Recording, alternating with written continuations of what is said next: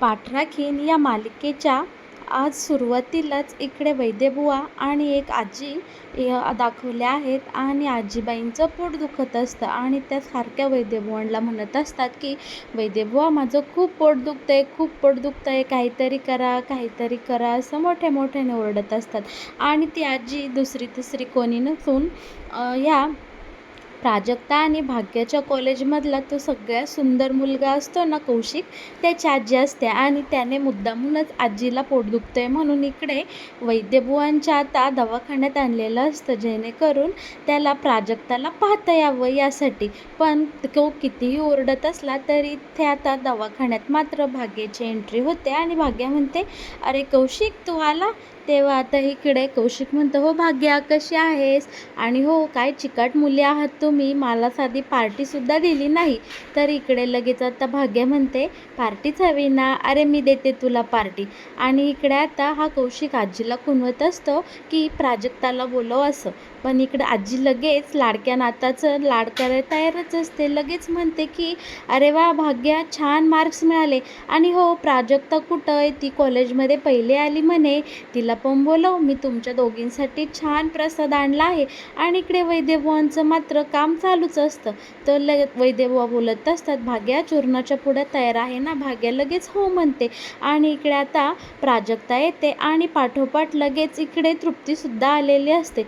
आता इकडे प्राजक्ता म्हणते, अरे वा आजी कशा आहात तुम्ही, आणि लगेच आजीचा आशीर्वाद घेते. तर आजी बोलते, अगं मी छान आहे म्हणे, तू कॉलेजमध्ये पहिली आली, तर हा घे प्रसाद तुझ्यासाठीच आणला आहे, सगळा प्रसाद तूच खा बरं का. इकडे लगे आता प्राजक्ता बोलते की माझ्यापेक्षा ना भाग्याच हुशार आहे, तिने खूप कमी वेळात चांगला अभ्यास करून चांगले मार्क्स मिळाले आहे. पण इकडे आता तृप्तीच्या सगळं गोडबंगा लक्षात यायला लागलेलं असतं. तृप्ती बोलते, खूपच कौतुक चाललं आहे इकडे प्राजक्ताचं, काय गडबड काय आहे, कशासाठी आला आहे हा कौशिक इकडे. आणि कौशिक खरं तर प्राजक्तासाठीच इकडे वैद्यबुवांच्या दवाखान्यात आलेला असतो. इकडे आता आजी प्राजक्ताला आशीर्वाद देते की लवकर डोक्यावर अक्षदा पडू देत. आणि इकडे प्राजक्ताही खूप छान गोड लाजत असते आणि तृप्ती मात्र या सगळ्यांकडे अशा संशयाच्या नजरेने हळूच पाहत असते. आणि कौशिक तर काय प्राजक्तावर लट्टूच झालेला असतो. तो लगेच म्हणतो, भाग्या तू पार्टी तरी द्यायला तयार झाली, पण तुझी बहीण पार्टीचं नावसुद्धा काढेना. तर भाग्या म्हणते, अरे कौशिक मी आहे ना, मी देते तुला पार्टी, एवढं काय त्याच्यामध्ये. आता इकडे तृप्तीचं मात्र या सगळ्यांकडे बारीक लक्ष असतं आणि भाग्या ही सारखी कौशिककडे अशी लाडाने पाहत असते. इकडे आता कौशिक प्राजूचं खूपच कौतुक करत असतो आणि बोलत असतो, प्राजू तू खरंच किती हुशार आहे ग, आता कॉलेजमध्ये फर्स्ट आले आहेस, मग आता काय प्लॅन आहे तुझा, होय काही नोकरी बेकरी करणार आहेस की नाही, आणि हो तुला जर माझी मदत पाहिजे नसेल तर नक्की मी करेल हा. तर इकडे आता प्राजू बोलते की अरे कौशिक माझंच काय फक्त कौतुक करतो, भाग्याचं पण करणार आहे. तर इकडे आता कौशिक बोलतो की बरं ठीक आहे प्राजू, तू म्हणतेस ना म्हणून मी भाग्याचं सुद्धा कौतुक करतो. आणि इकडे आता लगेच कौशिक भाग्याला म्हणतो, तू सुद्धा खूप हुशार आहेस, काहीतरी जॉब वगैरे करणार आहेस की नाही, आणि खूप छान पेपर तू सुद्धा लिहिले आणि छान मार्क्स पाडले. आणि इकडे आता प्राजक्ता छानपैकी आपल्या भाग्याकडे पाहून स्माईल करत असते आणि भाग्याचं संपूर्ण लक्ष हे कौशिककडे असतं. आणि कौशिक आता प्राजक्ताला कॉंग्रॅच्युलेशन करतो आणि प्राजक्ताचा हातच सोडत नाही, त्याचं सगळं लक्ष हे प्राजक्ताकडेच असतं. तो एकदम प्राजक्ताच्या डोळ्यात असं प्रेमाने पाहत असतो आणि या सगळ्यांचं बारीक निरीक्षण हे आपली तृप्ती करत असते. आणि आता तृप्ती म्हणते, नक्की काय गोड बंगाल आहे यांचं, या भाग्याचं लक्ष आहे कौशिककडे आणि या कौशिकचं लक्ष आहे इकडे प्राजूकडे आणि प्राजूचं लक्ष आहे भाग्याकडे. म्हणजे इथे असं गोड बंगाल आहे की हा कौशिक तर म्हणतो की प्राजक्ता तू म्हणत असशील तर मी करतो भाग्याचं कौतुक, याचा अर्थ असा आहे की भाग्य आहे कौशिकच्या प्रेमामध्ये आणि कौशिक आहे इकडे प्राजक्ताच्या प्रेमामध्ये. आणि इकडे आता प्राजक्ताला असं वाटतं आहे की भाग्य आणि कौशिकचं लग्न व्हावं, पण प्राजक्ताच्या मनात काही नाही. पण या कौशिकमुळे इथे खूपच मोठा मॅटर होताना दिसते मला. आणि इकडे आता ही तृप्ती मनातल्या मनात खूपच अशी खुदका मारत असते आणि हसत असते. आणि इकडे आता बरं का प्रेक्षकांना आपल्याला पाहायला असं मिळणार आहे की कौशिकची जी आजी असते ना, ती बोलत असते की मुले लवकर मोठी झाली हो ना वैद्यजी. आणि काय रे कौशिक, मुलींचं फक्त तोंडेखलं कौतुक काय करतो? जा की त्यांना आईस्क्रीम वगैरे चारून आण जा पळ. आणि इकडे आता आजी वैद्यबुवांना बोलते की वैद्यबुवा, तुमची काही हरकत नाही ना यावर?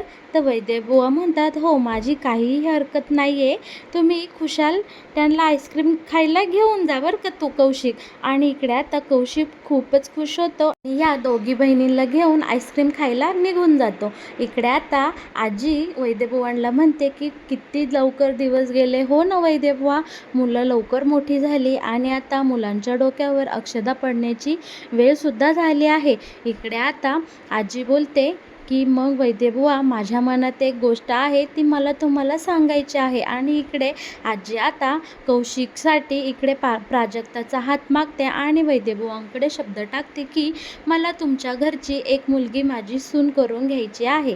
तर इकडे वैद्यबुवासुद्धा खुश होतो आणि म्हणतो, हो चालेल ना, नक्कीच मलाही आवडेल माझी मुलगी तुमच्या घरची सून झालेली. इकडे आता आजी स्पष्टपणे प्राजक्ताचं नाव घेत नाही, ती सुद्धा इकडे वैद्यबुवांसोबत कोड्यात बोलते आणि वैद्यबुवांनाही नेमकी कोणती मुलगी हे काही लक्षात येत नाही. आजी बोलते, माझ्या सुनेला तुमच्या बायकोसोबत मी बोलून घ्यायला सांगते आणि आपण ही सोयरीक लवकरात लवकर जुळून घेऊया. इकडे वैद्यबुवांना खूप आनंद होतो की त्यांच्या आता एका मुलीचं लग्न ठरणार आहे.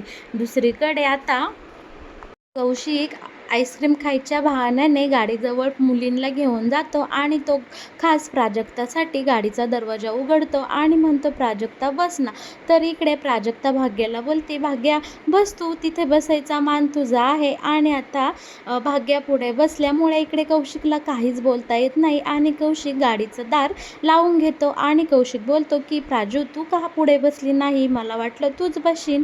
पण इकडे प्राजक्ता बोलते, नाही रे, पुढे बसायचा मान भाग्याचा आहे, मी भाग्यापेक्षा लहान आहे, भाग्या माझ्यापेक्षा मोठी आहे आणि ती नेहमीच पुढे असणार आणि तिची सावली बनून मी नेहमीच माझ्या भाग्याच्या मागे असणार. आणि इकडे कौशिकला खरं तर वाईट वाटलेलं असतं, पण तो इट्स ओके बोलतो. आणि आता सगळे हे तिघेजण गाडीत बसतात. आणि आता इथे हे सगळे तिघे गाडीत बसल्यानंतर वैद्यबुवा इकडे येऊन पाहतात तर काय, भाग्या पुढे बसलेले असते. मग यांच्या इथे वैद्यबुवांचा असा समज होतो की आजीने कौशिकसाठी भाग्याचा हात मागितला आहे. आणि आजी इकडे खूपच खुश झालेली असते आणि बोलते की कौशिकची आणि प्राजक्ताची जोडी किती गोड आहे, या दोघांच्या जोडीला कोणाचीही दृष्ट न लागो.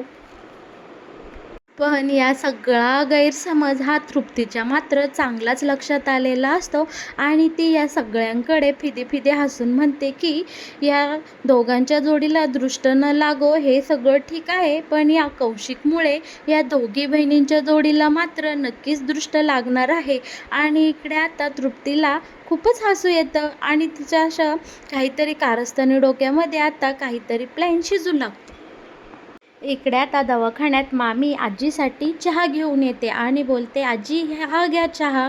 तर इकडे आजी आनंदानेच बोलते, अगं चहा काय आणतेस, कांदे पोहे घेऊन ये, आज संध्याकाळी आपण कांदे पोह्याचा कार्यक्रम करणार आहोत. आणि इकडे आता मामीला तर खूपच आनंद होतो आणि वैद्यबुवा म्हणतात की हो, हे आज आपल्या मुलीचा हात मागायला आपल्या घरी येणार आहे, संध्याकाळी छान कांदे पोहे होणार आहे.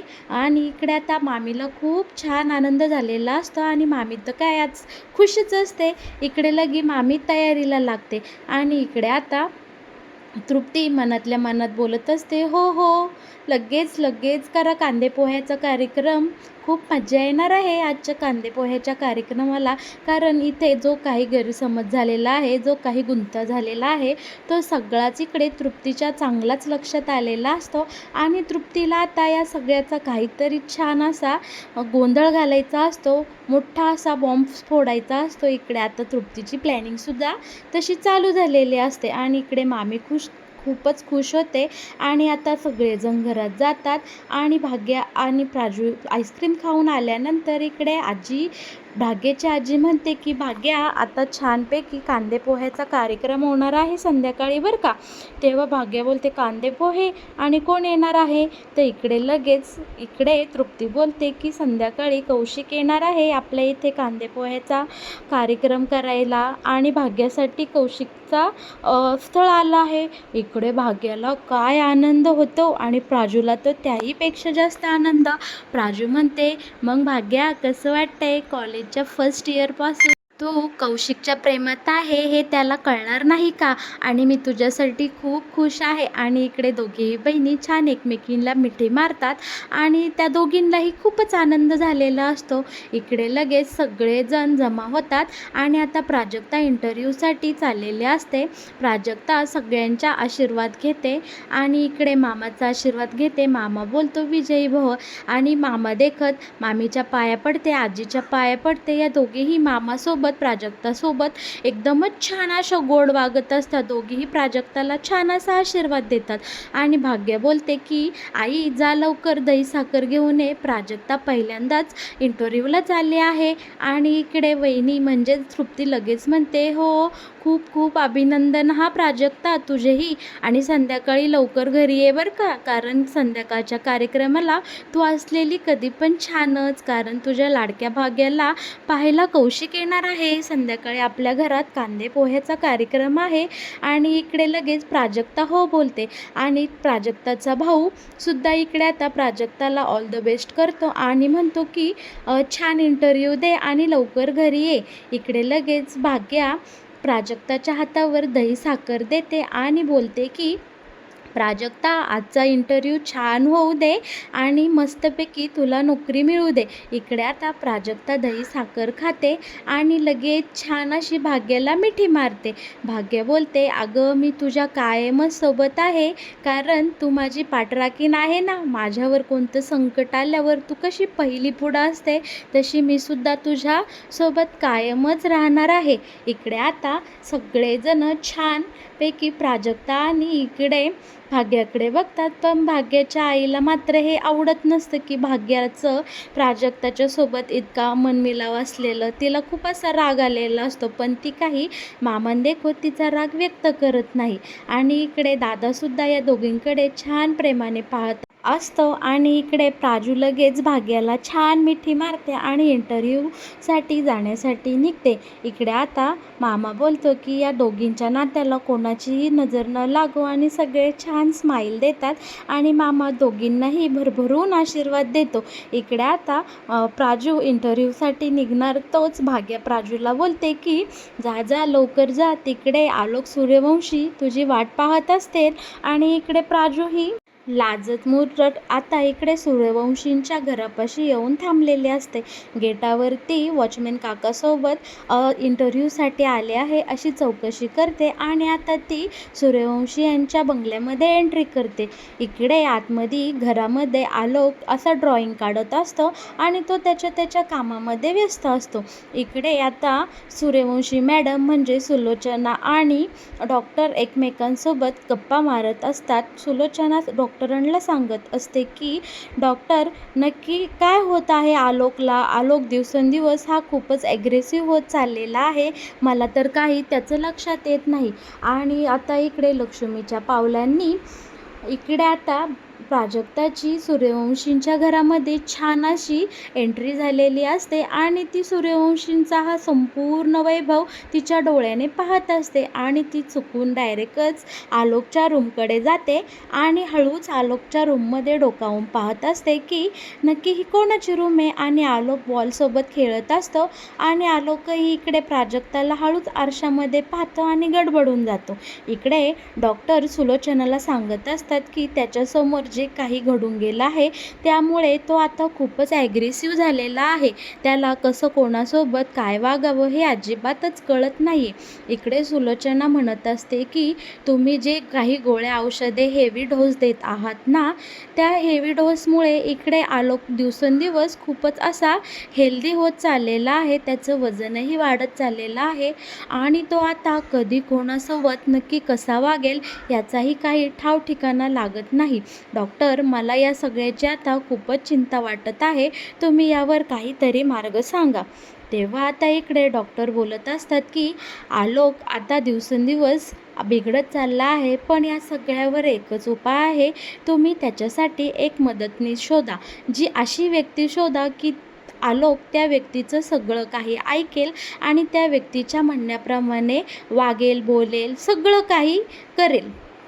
आता सुलोचनाच्या डोक्यात येतं की मोठ्या गुरुजींनी तर असाच आशीर्वाद दिला आहे की जेव्हा आलोकचं लग्न होईल तेव्हा आलोक एकदम व्यवस्थित होईल, व्यवस्थित वागायला लागेल. तेव्हा सुलोचना आता डॉक्टरांना म्हणते की ती व्यक्ती दुसरी तिसरी कोणी नसणार आहे डॉक्टर, ती माझ्या आलोकची बायको असणार आहे. एकदा का आलोकचं लग्न झालं आणि त्याच्या हक्काची बायको घरामध्ये आली की आलोकच्या वागण्यात नक्कीच बदल होईल असं मला वाटत आहे. आणि इकडे आता सुलोचनाच्या मनात एक आशेचा सुंदर दीप उजळलेला असतो आणि तिच्या चेहऱ्यावर हसू आलेलं असतं. ती म्हणते की माझ्या आलोकसाठी दुसरी तिसरी कोणी मदतनीस किंवा कोणी माणूस ठेवायचा नाही, तर आलोकची हक्काची बायको आता या घरामध्ये आणायची वेळ झाली आहे.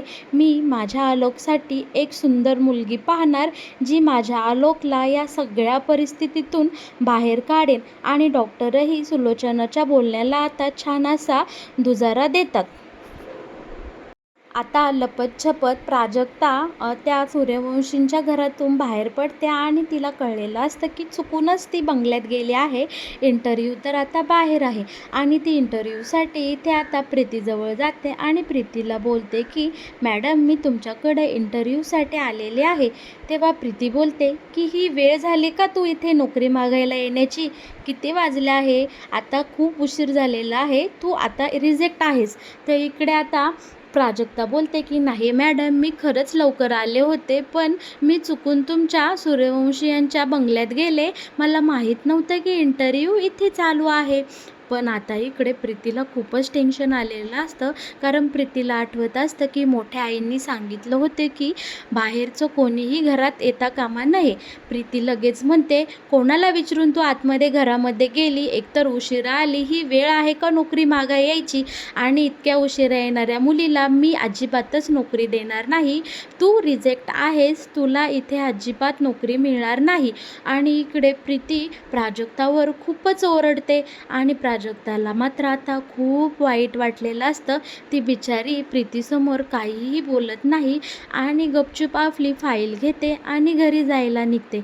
आता प्राजक्ता जेव्हा घरी जायला निघते ना, बरं का प्रेक्षकांनो, आता आपला आलोक हळूच तिला बंगल्यातून पाहत असतो की नक्की ही मुलगी कोण आहे आणि ही आपल्या बंगल्यामध्ये कशासाठी आली आहे.